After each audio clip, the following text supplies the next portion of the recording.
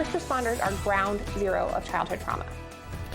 And we are often the first to tell you about some of the most horrific crimes in our communities, but oftentimes children have a front row view. That's exactly the reason there's a big push to get our first responders to engage with those children in a much different way. Brittany Costello has that story. Experts say New Mexico children experience significant trauma. It's measured by what is called ACEs, Adverse Childhood Experiences. We have some of the highest rates in the nation. It's a topic a local organization is training first responders to better understand in order to provide more supports every time they're called to a scene.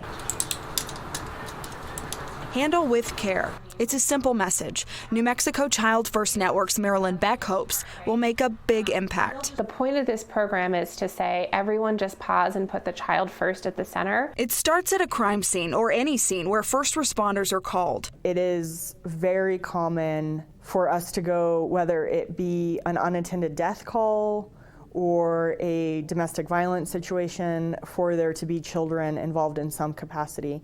Even traffic crashes. The Handle with Care program encourages deputies or officers to find out where those kids go to school and send an email to their teacher letting them know that student was involved in an incident. Handle with Care reminds the teacher and everyone around him to just take a moment of grace.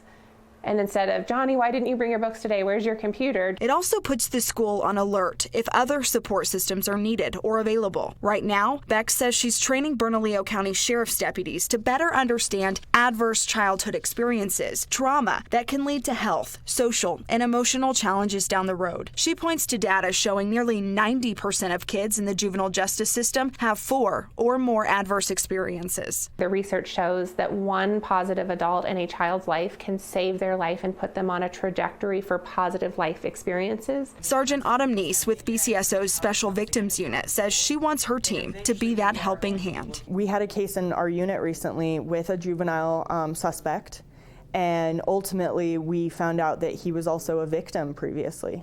And so to remember those things, that like they're very likely, especially with juvenile offenders, they're very likely is something that is causing this behavior. And maybe if we work harder at getting to the root of it and mitigating it, then we help. The goal is to get buy-in for the program from the community, eventually the state. Beck says submitting these notifications to schools and tracking the data will help give the community a better idea of what social supports are needed in which areas. Back to you.